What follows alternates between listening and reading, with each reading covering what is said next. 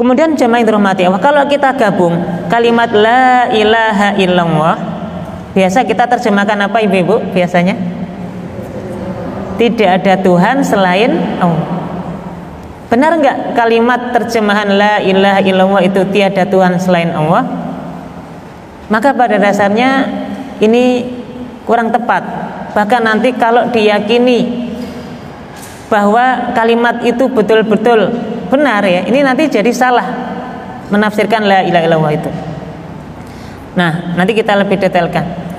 Sehingga yang lebih tepat menerjemahkan dalam bahasa Indonesia kalimat la ilaha illallah itu maknanya adalah la ma'buda bihaqqin illallah.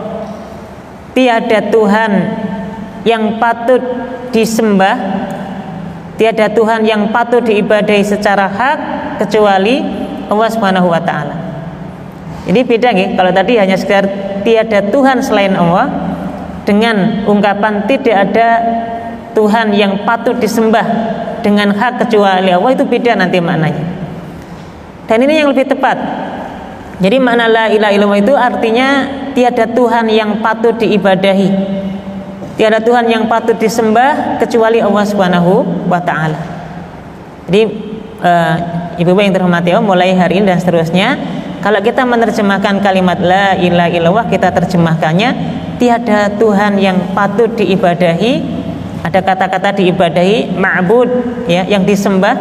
Tiada Tuhan yang patut disembah illallah kecuali Allah Subhanahu wa taala. Jadi kata yang disembah ini menjadi kata kuncinya. Kenapa demikian? Karena di dalam ilmu bahasa Arab ya, kata la ilaha, la yang tadi kita sebut sebagai la nafiyah lil jinsi, ini nanti butuh yang namanya khobar. Khobar ini pelengkap dari kata isim ya. Kata la ilaha, ilaha di sini maknanya isimnya la. Dan ada khobar ya yang terhapus, yaitu hak. La ilaha hakun, kurang lebih gitu. Ma'budun bihakun, bihakin. Dan ini tersembunyi di situ. Yang ini umumnya banyak kita lupakan ya. Banyak kita tidak sebut. Sehingga yang lebih tepat kata la ilaha illallah maknanya tiada Tuhan yang patut disembah dengan hak kecuali Allah Subhanahu wa taala. Kemudian Ibnu Qayyim al-Jauziyah menjelaskan makna la ilaha illallah itu maknanya adalah Allahu wahdah huwal ma'bud al-ma'luh alladzi la yastahiqu al-ibadah siwahu. Makna kalimat la ilaha illallah itu Allahu wahdah, Allah lah yang satu-satunya zat, huwa al-ma'bud yang patut diibadahi, yang patut disembah, al-ma'luh yang disembah. Ma'luh, kata-kata ilah itu maknanya sembah, sesembahan. Dan ini termasuk isim maf'ul ya, ma'luh yang disembah, objek yang disembah. Tiada zat yang patut diibadahi, tiada zat yang patut disembah ya kecuali Allah Subhanahu wa taala. Maka Allah lah semata, dialah Allah Subhanahu wa taala al-ma'bud yang patut diibadahi, al-ma'luh yang patut disembah, alladzi la yastahiqu al-ibadah siwahu, yang tidak ada yang lebih hak untuk diibadahi kecuali Allah Subhanahu wa taala.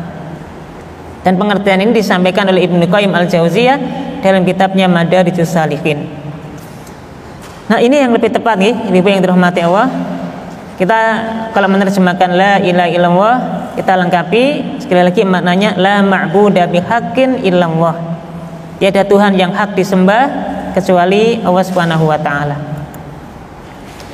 Sehingga kalau kita terjemahkan la ilaha illallah itu hanya sebatas tiada Tuhan selain Allah, atau misalnya kita terjemahkan tidak ada wujud yang hakiki selain Allah misalnya ya, atau misalnya kita terjemahkan la ilaha illallah itu tidak ada pengatur alam semesta selain Allah, tidak ada penguasa abadi selain Allah, seolah-olah ini benar ya, tapi hakikatnya ini tidak benar.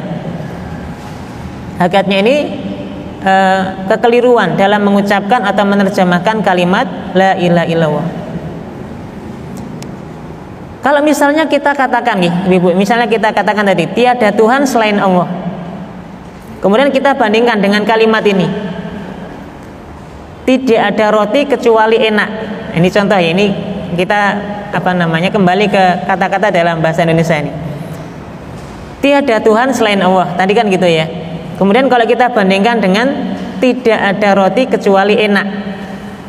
Berarti kalau kita katakan tidak ada roti kecuali enak, berarti semua roti itu enak. Karena kita katakan tidak ada roti, berarti semua roti itu kondisinya kalau dimakan enak. Ya kan? Coba kita terapkan dalam kalimat tidak ada Tuhan selain Allah. Dengan kata-kata tadi berarti itu kalau kita katakan tidak ada Tuhan selain Allah, berarti semua Tuhan itu adalah Allah Subhanahu wa ta'ala.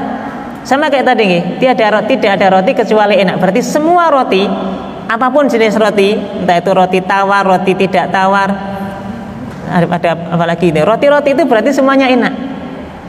Sehingga kalau kita katakan tidak ada Tuhan kecuali Allah, berarti semua Tuhan itu Allah Subhanahu wa ta'ala. Ini bahayanya. Apa iya semuanya Tuhan Allah Subhanahu wa ta'ala? Padahal Tuhan yang diibadai oleh atau yang disembah manusia di muka bumi ini banyak.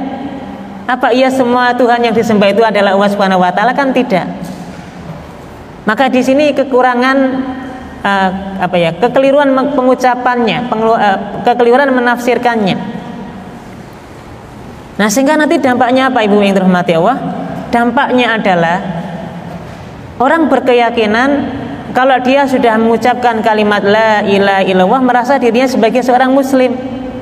Meskipun nanti dia juga percaya bahwa dia juga minta di kuburan. Enggak apa-apa kan, yang penting sudah mengucapkan kalimat la ilaha illallah. Ya kan? Kalau hanya dipahami bahwa la ilaha illallah itu adalah tiada Tuhan selain Allah, berarti semua Tuhan itu Allah Subhanahu wa ta'ala. Yang penting sudah yakin la ilaha illallah, dia minta ke kuburan, dia minta kepada dukun-dukun misalnya ya, atau dia menggunakan sarana-sarana jimat tertentu untuk mendapatkan manfaat dalam dirinya. Berarti meyakini ada zat yang lain, ada perkara benda-benda yang lain yang bisa memberikan manfaat bagi dirinya. Kemudian dia tetap percaya kepada Allah Subhanahu wa ta'ala seolah-olah ini biasa. Ini dampaknya Ibu-ibu kalau kita hanya memahami la ilaha illallah itu tiada Tuhan selain Allah tadi. Dampaknya apa tadi? Jadi selama dia meyakini Allah lah yang menciptakan, Allah lah yang berkuasa, berarti seolah-olah kalau dia minta ke yang lain nggak masalah gitu kan. Misalnya dia minta ke kuburan, datang ke kuburan, minta ke kubur ya, selama dia masih meyakini Allah Subhanahu wa ta'ala, berarti ini sesuatu yang benar, berarti ini salah gitu. Karena tadi zat yang patut diibadahi semata-mata adalah Allah Subhanahu wa ta'ala. Ngapunten orang yang percaya dengan dukun-dukun ya, datang ke dukun minta supaya rezekinya dilancarkan, minta sarana-sarana tertentu, kemudian nanti supaya dagangannya dilariskan gitu kan. Dan dia yakin dengan benda-benda tadi. Selain itu juga dia percaya kepada Allah Subhanahu wa ta'ala, berarti ini tidak benar. Ya, seolah-olah dia merasa bahwa sudah beriman kepada Allah Subhanahu wa ta'ala dengan mengucapkan kalimat la ilaha illallah, tapi masih melakukan itu. Ini dampak yang keliru ketika orang itu hanya memahami kalimat la ilaha illallah itu hanya sebatas tiada Tuhan selain Allah. Berarti yang penting dia sudah yakin Allah, nanti mintanya ke kuburan, mintanya ke dukun, dan seolah-olah sudah benar gitu ya. Padahal ini yang salah tadi. Termasuk Ibu yang dirahmati Allah, kalau dia meyakini ada kuasa yang lain selain kuasanya Allah Subhanahu wa ta'ala. Misalnya percaya dengan kekuatan-kekuatan jin, kekuatan-kekuatan sihir. Padahal itu tentu semuanya adalah makhluknya Allah Subhanahu wa ta'ala. Allah lah yang berkuasa itu semuanya. Seolah-olah kalau dia sudah mengucapkan la ilaha illallah berarti berarti enggak masalah minta ke dari jin, minta bantuan ke jin tadi, ini yang nggak dibenarkan. Itu karena tadi ya kesalahan maknai la ilaha illallah itu semata-mata maknanya adalah tiada Tuhan selain Allah.